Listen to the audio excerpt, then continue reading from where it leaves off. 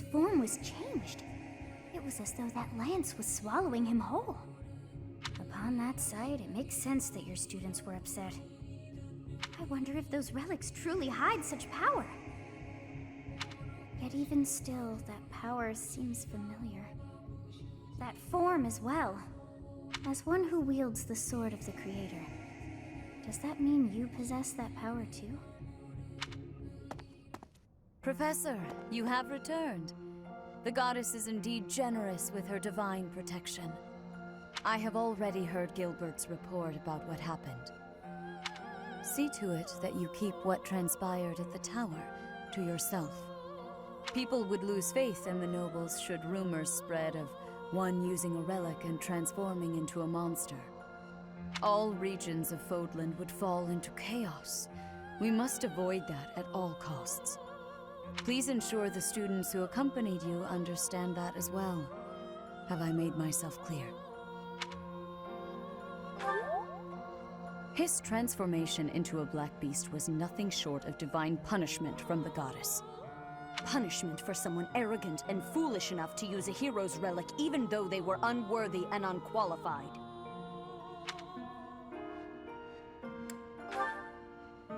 If someone without a crest were to wield the relic you possess, they would likely meet the same fate as Miklon. You, however, have been chosen. You are worthy of wielding the sword of the Creator, so there is no need to worry. The Church will formally return the lance to House Gautier, if you would. You have my gratitude. I can see that I was right to trust you with this. Please report back. I will tell you of your new mission for the coming moon at that time.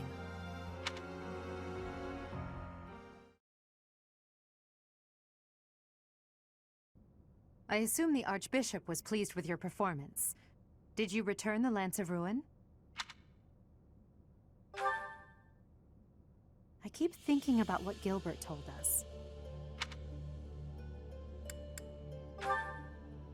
Yes, Miklon was discarded by his family because he was born without a crest.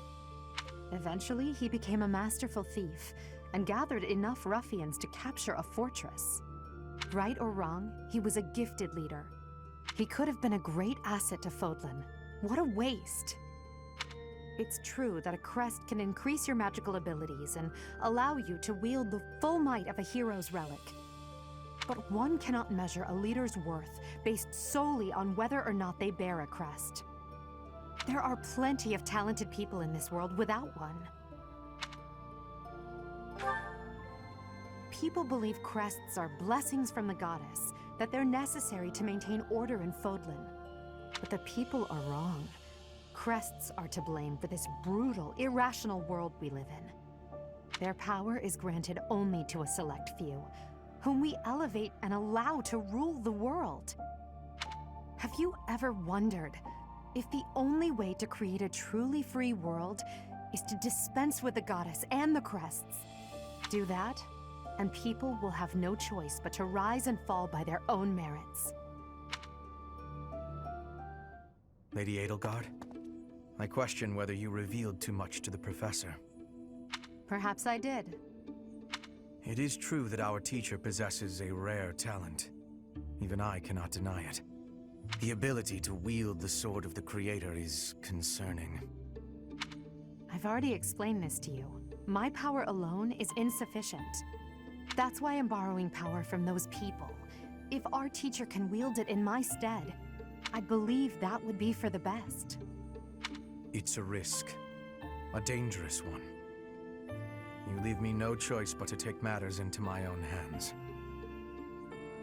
Please excuse me. I can't hide from the truth. I can't do all that I must on my own. If all I can rely on is my own ambition, my path won't be easy. Is it so risky to reach out my hand? Father, I swear I will not stop until I succeed. My regret, my grief, my whole life, I've thrown it all away. into the darkness.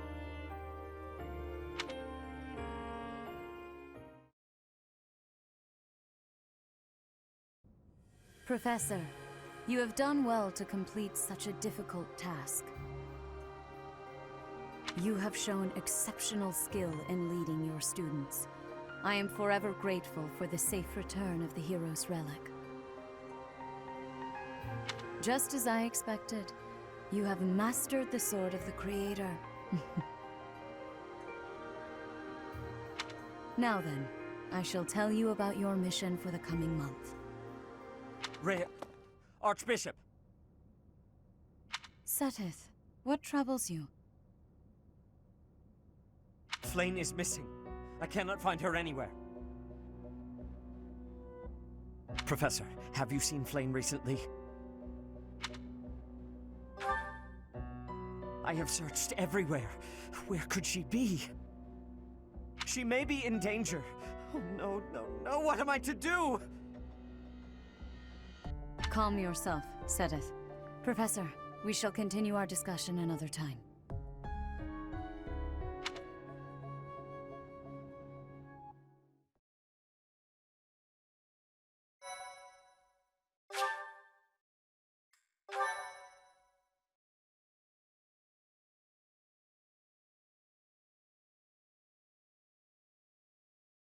Part 1.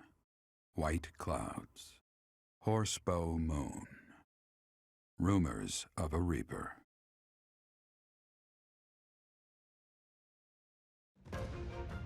As cold air begins to creep in from the north of Fargus, Fodlan welcomes the riches of fall. The women spend their days reaping the golden fields, gratefully embracing the bounty the goddess has once again provided. The men venture into the wilds with horse bows and empty sacks ready to be filled with game.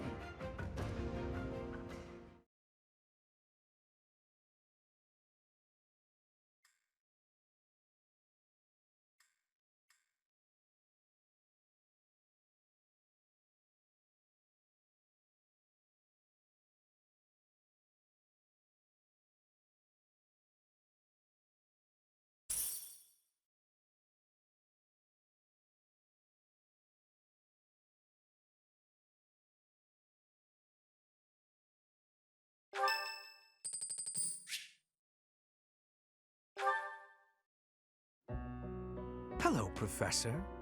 You seem to be in good health.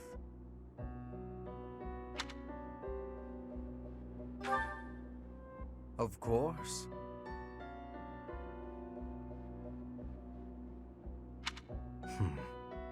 Doesn't seem intimidated.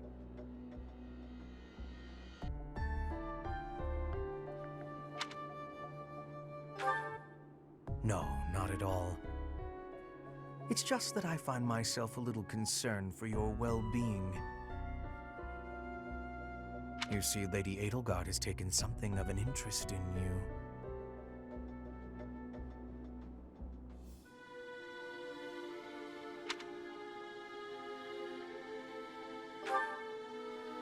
Don't be flippant.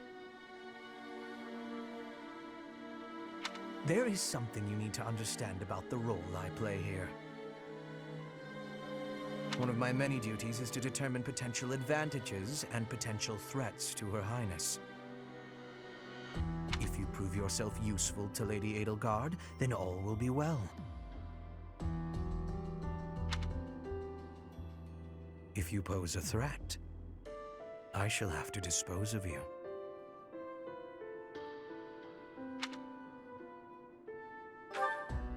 Yes, this is no joke. While I may be a student here, I am her servant first and foremost. Therefore, if an untimely demise is not to your liking, you would do well to demonstrate your utility with all haste. I should warn you that I am far less compromising than Lady Edelgard. Do not be at ease merely because you stand in her good graces for the time being.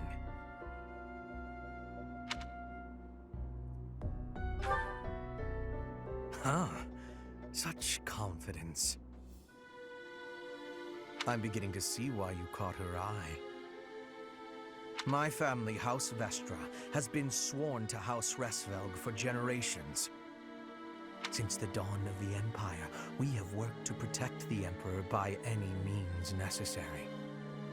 Both in the open and in the shadows. If you incur our wrath, you will see just what I mean.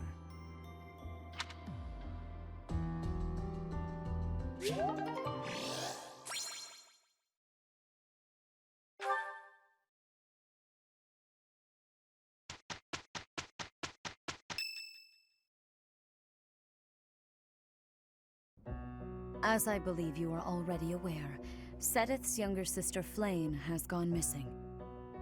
At present, all we know for certain is that she has not left Garreg Mach. Flame is not the type of person to just wander off on her own without telling me where she is going. We have searched the monastery thoroughly, but have found nothing. I am now mobilizing the knights to begin searching the town. Troubling rumors have been running rampant lately. I do not wish to consider the worst, but...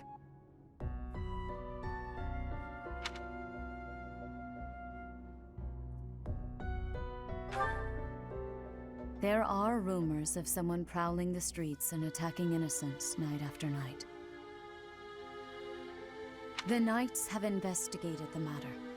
They have not discovered any remains, nor have they found any concrete evidence. The people are panicked. They all insist someone called the Death Knight is coming to claim their souls with his blade. There is no way she could have escaped unscathed if she were captured by such a fiend. Where is she? Seteth, recall that impatience begets error. Please do your best to calm yourself. I think of your sister as family as well. You know that. You have my support. We will devote ourselves fully, mind, body, and soul, to recovering her. Professor, your mission for this month is to help find Flame. The Knights have the town covered, so I ask that you focus your efforts on searching the monastery again. We do not have time to waste. You have your orders. Flame has gone missing? Most unsettling. It doesn't seem likely that she's simply gotten lost. I'll help in any way that I can. So, our mission this month is to find her? Well then, let us hurry and locate her before anyone else. I hope Flame is okay. What would happen if... Just what would we do if... You can't think like that, Byrne.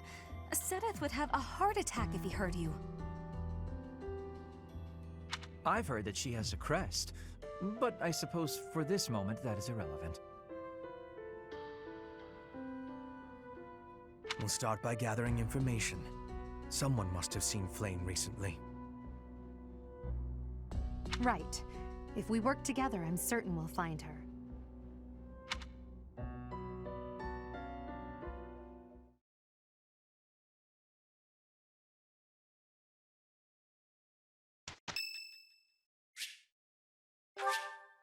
I have gratitude.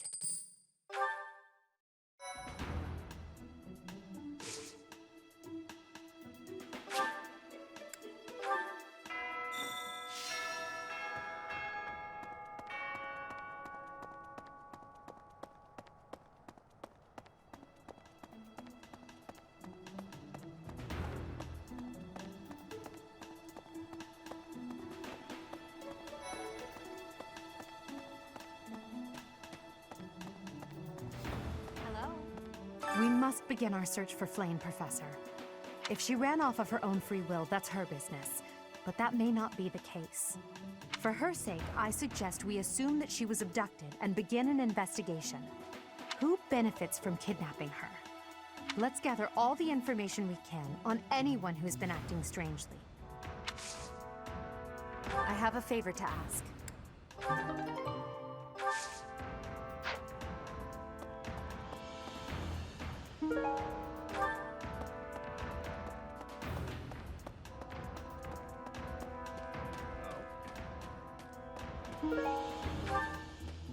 Professor?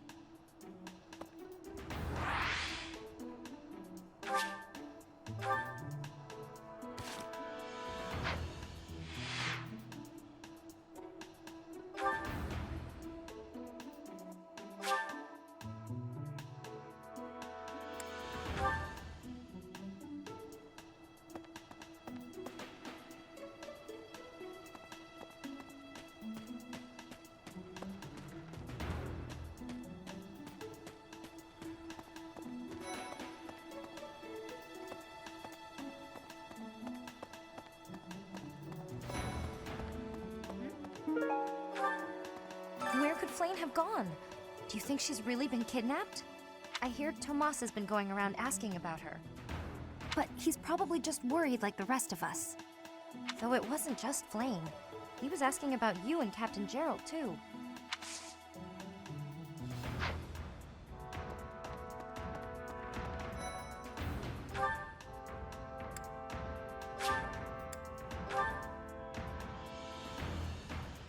Professor! Hey, Professor, have you seen Manuela? I saw her running off somewhere in a terrible hurry. I wonder if it has anything to do with Flame's disappearance. Do you know, Professor?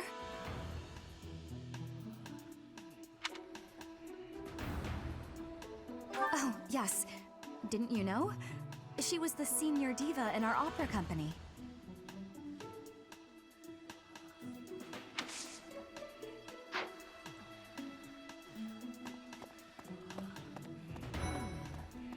Flame was child-napped.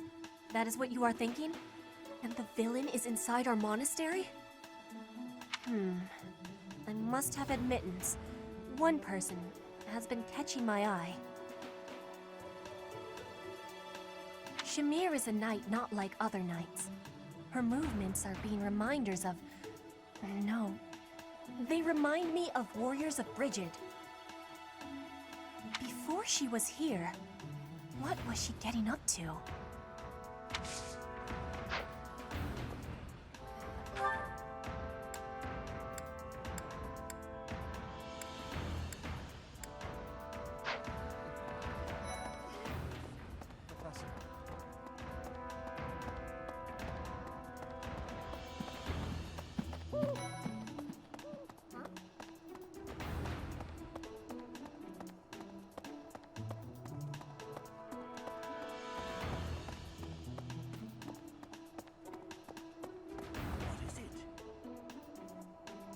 Is something the matter? I see. So, Flame has gone missing. I will do what I can to support the search. It seems that you are a bit suspicious of me. Might I ask your reasons? It has been 2 decades since I last knew Gerald, yet he looks nearly identical to my memory of him. It is only natural to be curious, don't you think? I assure you, there is nothing more to it than that.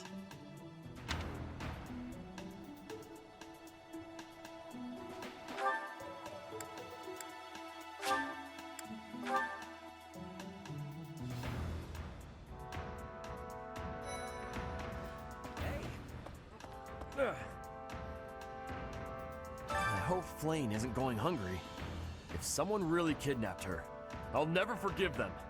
Now that I think about it, I saw Alois hanging out by the pond not too long ago.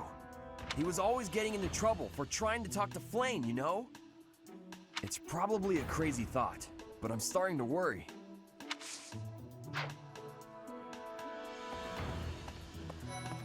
Professor! Ah, you're looking for Flame's kidnapper. I can't say anything for sure, but I do have suspicions about Yaritza. There's something about how he's handling his blade lately. It seems more impulsive than usual. It couldn't hurt to try speaking with him at least. At this hour, I think you'll find him sparring with Catherine at the training grounds.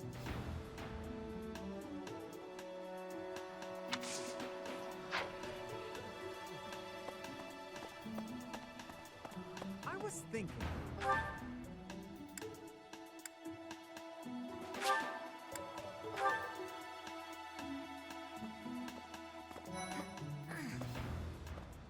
To think that Flame would disappear like this. Seteth must be worried sick. I haven't much to go off of, and perhaps it's out of line for me to feel so uncomfortable. But something has been bothering me for a while about Gilbert. I feel as though I've met him somewhere before. I also noticed him staring intently at Annette once.